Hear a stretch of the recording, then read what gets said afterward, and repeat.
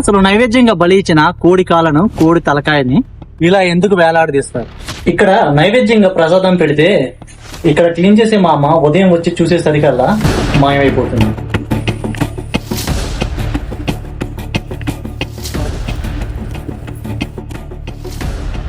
వచ్చి శనివారం నాడు కానికేసి కొబ్బరికాయ కొట్టి పసుపు కుంకుమ ఊదిపచ్చి కానికేసి పోయినా కోడి కోతలే తల్లి పాలు పొందించి అన్న వదిలిపెట్టింది ఇంకా మమ్మల్ని.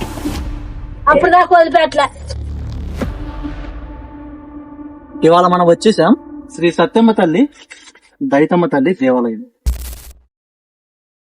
ప్రపంచంలో కొన్ని దేవాలయాలు ప్రతిరోజు వేలాది మంది భక్తులతో కలకలలాడుతుంటాయి.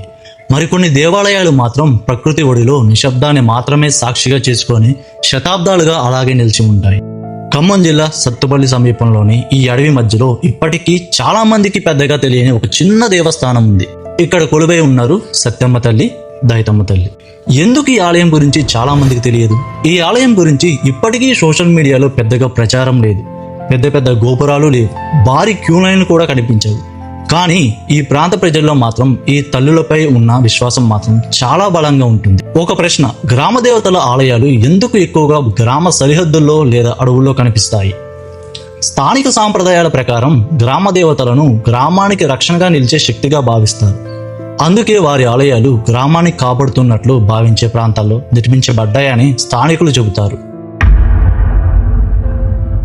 ఈ ఆలయం పక్కనే ఉన్న పాము పుట్ట చాలా మంది దృష్టిని ఆకర్షించే మొదటి విషయం. భారతీయ సాంప్రదాయంలో పాము పుట్టను నాగదేవతకు సంబంధించిన పవిత్ర స్థలంగా భావించే ఆచారం చాలా పురాతనమైనది. అందుకే ఇలాంటి ప్రదేశాల్లో పూజలు చేయడం, పాలు సమర్పించడం, దీపాలు వెలిగించడం చాలా ప్రాంతాల్లో ఇప్పటికీ కొనసాగుతుంది. అసలు సత్యమ్మ తల్లి, దైతమ్మ తల్లి ఎవరు? తెలంగాణలోని అనేక గ్రామాల్లో సత్యమ్మ తల్లి, దైతమ్మ తల్లి గ్రామ దేవతలో కొలవబడుతున్నారు. స్థానిక విశ్వాసం ప్రకారం వీరు గ్రామాన్ని వ్యాధుల నుంచి, ప్రకృతి విపత్తుల నుంచి, అపాయాల నుంచి కాపాడే అమ్మలుగా భక్తులు విశ్వసిస్తారు. ఎవరైనా కష్టాల్లో ఉన్నప్పుడు మొక్కు పెట్టుకుంటారు. కోరిక నెరవేరిందని నమ్మితే మళ్ళీ వచ్చి పూజ చేస్తారు. కానీ ఈ ఆలయంలో ఒక ఆచారం మాత్రం మొదటిసారి చూసిన ప్రతి ఒక్కరిని ఆశ్చర్యపరుస్తుంది. బలిగా సమర్పించిన కోడి, దాని తల, దాని కాళ్ళు ఎందుకు ఆలయం వద్ద వేలాడదీస్తారు? ఈ ఆచారం వెనుక ఉన్న స్థానిక విశ్వాసం, దాని చరిత్ర ముందు తెలుసుకోబోతుంది. బలి ఒక ఆచారమా, ఒక విశ్వాసమా? గ్రామ దేవతల ఆరాధనలో ప్రతి ఆలయానికి ఒక ప్రత్యేక సంప్రదాయం ఉంటుంది. కొన్ని చోట్ల అన్నదానం, కొన్ని చోట్ల ప్రత్యేక పూజలు, మరికొన్ని ప్రాంతాల్లో స్థానిక ఆచారాల ప్రకారం బలి సమర్పించే సంప్రదాయం కూడా కనిపిస్తుంది. ఈ ఆచారాలు శతాబ్దాలుగా గ్రామ సంస్కృతిలో భాగంగా కొనసాగుతున్నాయని స్థానికులు చెబుతారు. కోడి తల, కోడి కాళ్ళు ఎందుకు వేలాడదీస్తారు? ఈ ఆలయానికి మొదటిసారి వచ్చిన వారిని ఒక విషయం వెంటనే ఆశ్చర్యపరుస్తుంది. బలి సమర్పించిన తరువాత కొన్ని భాగాలను ప్రత్యేకంగా వేలాడదీసే ఆచారం. స్థానికుల విశ్వాసం ప్రకారం అది దేవతకు సమర్పణ పూర్తయిందని గుర్తు. మరికొందరి అభిప్రాయం ప్రకారం అది మొక్కు తీర్చిన గుర్తుగా తరతరాలుగా కొనసాగుతున్న సంప్రదాయం. అయితే ఈ ఆచారానికి సంబంధించిన ఒకే ఒక్క అధికారిక వివరణ అందుబాటులో లేదు. బయట వారికి ఈ ఆచారాలు వింతగా అనిపించవచ్చు, కానీ ఈ ప్రాంత ప్రజలకు మాత్రం అవి భయం కాదు, భక్తికి ప్రతీక. తరతరాలుగా వస్తున్న ఆచారాలను వారు విశ్వాసంతో కొనసాగిస్తారు. అసలు మొక్కు అంటే ఏమిటి? ఒక తల్లి ఆరోగ్యం కోసం, ఒక రైతు పంట కోసం, ఒక విద్యార్థి చదువు కోసం, ఒక కుటుంబం ప్రశాంతత జీవితం కోసం ప్రతి మొక్కు వెనుక ఒక మనిషి ఆశ ఉంటుంది. కోరిక నెరవేరిందని నమ్మితే తరువాత తిరిగి వచ్చి కృతజ్ఞతగా పూజ చేయడం ఈ ఆలయ సంస్కృతిలో భాగమని స్థానికులు చెబుతారు. కానీ ఈ ఆలయంలో ఎక్కువగా వినిపించే ఒకే ఒక కథ బలి గురించో, మొక్కుల గురించో కాదు. రాత్రి సమర్పించిన ప్రసాదం ఉదయం వచ్చేసరికి కనిపించదనే విశ్వాసం.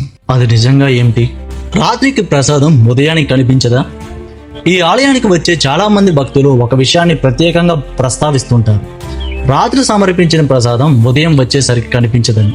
స్థానికుల విశ్వాసం ప్రకారం దేవత ఆ ప్రసాదాన్ని స్వీకరిస్తుందని నమ్ముతారు. అయితే దీనికి సంబంధించిన శాస్త్రీయ లేదా అధికారిక నిర్ధారణ అందుబాటులో లేదు. అసలు రాత్రి పెట్టిన ప్రసాదం ఉదయానికి కనిపించదా? ఈ ఆలయానికి వచ్చే చాలా మంది భక్తులు ఒక విషయాన్ని ప్రత్యేకంగా ప్రస్తావిస్తుంటారు. రాత్రి సమర్పించిన ప్రసాదం ఉదయం వచ్చేసరికి కనిపించదని. స్థానికుల విశ్వాసం ప్రకారం దేవత ఆ ప్రసాదాన్ని స్వీకరిస్తుందని నమ్ముతారు. అయితే దీనికి సంబంధించిన శాస్త్రీయ లేదా అధికారిక నిర్ధారణ అందుబాటులో లేదు. అడవి ప్రాంతం కావడంతో రాత్రి సంచరించే జంతువులు లేదా పక్షులు తినేసి ఉండవచ్చని కొంతమంది భావిస్తారు. విశ్వాసం ఒకవైపు, సహజ కారణాలపై అభిప్రాయాలు మరోవైపు. నిజం ఏదైనా కావచ్చు, కానీ ఈ కథ ఈ ఆలయం మర్మంలో భాగమైపోయింది. పాము పుట్ట ఎందుకు పవిత్రంగా భావిస్తారు? భారతీయ సంస్కృతిలో నాగులను ప్రకృతి రక్షకులుగా గౌరవించే సంప్రదాయం వేల ఏళ్లుగా ఉంది. అందుకే పాము పుట్టలను ధ్వంసం చేయకుండా పవిత్రంగా భావించి పూజించే ఆచారం అనేక ప్రాంతాల్లో కనిపిస్తుంది. ఈ ఆలయం కూడా పాము పుట్టకు ప్రత్యేక స్థానం ఉండడం వల్ల ఈ ప్రదేశాన్ని మరింత పవిత్రంగా భావిస్తారని స్థానికులు చెబుతారు. ఇంత ప్రత్యేకమైన ఆలయం అయినా ఎందుకు పెద్దగా ప్రచారంలో లేదు? ఒక ప్రశ్న మాత్రం చాలా మందికి వస్తుంది. ఇంతమంది విశ్వసించే ఆలయం అయితే ఎందుకు ఎక్కువగా దీనికి గుర్తింపు రాలేదు? దీనికి ఒకే ఒక్క మాట సమాధానంగా ఇవ్వచ్చు. చాలా గ్రామ దేవతల ఆలయాల మాదిరిగానే ఈ ఆలయం కూడా ప్రధానంగా స్థానిక భక్తుల విశ్వాసంతోనే కొనసాగుతుంది. పెద్ద ప్రచారం, పెద్ద నిర్మాణాలు లేదా పర్యాటక కేంద్రంగా అభివృద్ధి జరగకపోవడం కూడా ఒక కారణం కావచ్చు. అయితే ఒక ఆలయం గొప్పతనం దాని పరిమాణంతో కాదు, దాన్ని విశ్వసించే మనుషుల హృదయాలతో కొలవబడుతుంది. ఈ ఆలయాన్ని సందర్శించినప్పుడు ముందుగా కనిపించేది అడవి, తర్వాత గుడి, ఆ తర్వాత దాని వెనుకాల ఉన్న పాము పుట్ట. చివరి అనుభూతి అయ్యేది నిశ్శబ్దం. ఆ నిశ్శబ్దంలో ప్రతి భక్తి, ప్రతి ప్రార్థన, ప్రతి ఆశ ఈ ఆలయ వాతావరణంలో కలిసిపోయినట్లు అనిపిస్తుంది. కానీ ఈ కథలో అత్యంత ముఖ్యమైన విషయం ఈ ఆలయం మర్మం కాదు. విశ్వాసం అంటే అసలు ఏమిటి? దేవుడిని నమ్మడం అంటే కేవలం ఎదురు చూడడమేనా, లేక మన ప్రయత్నానికి ఒక దైవ బలం కావాలా? విశ్వాసం, ప్రయత్నం, జీవితం. ఈ ప్రయాణంలో మనం ఒక చిన్న ఆలయాన్ని చూసాం, ఒక పాము పుట్టను చూసాం, తరతరాలుగా వస్తున్న కొన్ని ఆచారాలను విన్నాం. కానీ ఈ కథలో అసలు గొప్పది ఆ మర్మాలు కాదు, ఆ విశ్వాసం. దేవుడు అంటే భయపడే పేరు కాదు, మనసుకు ధైర్యం ఇచ్చే నమ్మకం, ఓడిపోయినప్పుడు లేవమని చెప్పే శక్తి, చీకటిలో కూడా ముందుకు నడిపించే ఆశ.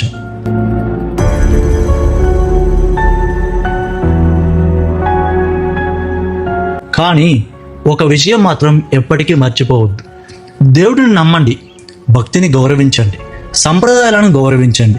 కానీ దేవుడే అన్నీ చూసుకుంటాడు అని మీ కలల కోసం మీరు అడుగు కూడా వేయకుండా కూర్చోవద్దు.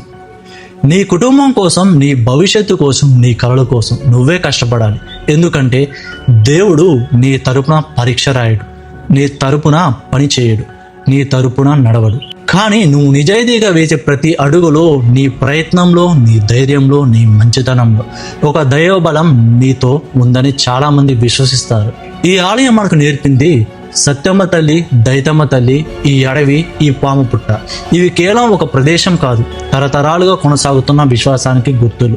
ఆ విశ్వాసాన్ని గౌరవించడం మన బాధ్యత, ప్రకృతిని కాపాడడం మన కర్తవ్యం, మన జీవితాన్ని మార్చడం మాత్రం మన చేతుల్లోనే ఉంది. విశ్వాసం ఉండాలి, కానీ అంధవిశ్వాసం కాదు. ప్రయత్నం ఉండాలి, కానీ అహంకారం కాదు. ఈ రెండూ కలిసి నడిచినప్పుడే జీవితం ముందుకు సాగుతుంది. ఓం శక్తి. ఈ డాక్యుమెంటరీలో చెప్పిన కొన్ని అంశాలు స్థానికుల విశ్వాసాలు, సాంప్రదాయాలు, గ్రామంలో చెప్పుకునే కథల ఆధారంగా వివరించబడ్డాయి. వాటిని చారిత్రక లేదా శాస్త్రీయంగా నిర్ధారిత నిజాలుగా భావించకండి. మీరు ఈ ఆలయాన్ని సందర్శించి ఉంటే మీ అనుభవాన్ని కామెంట్లో పంచుకోండి.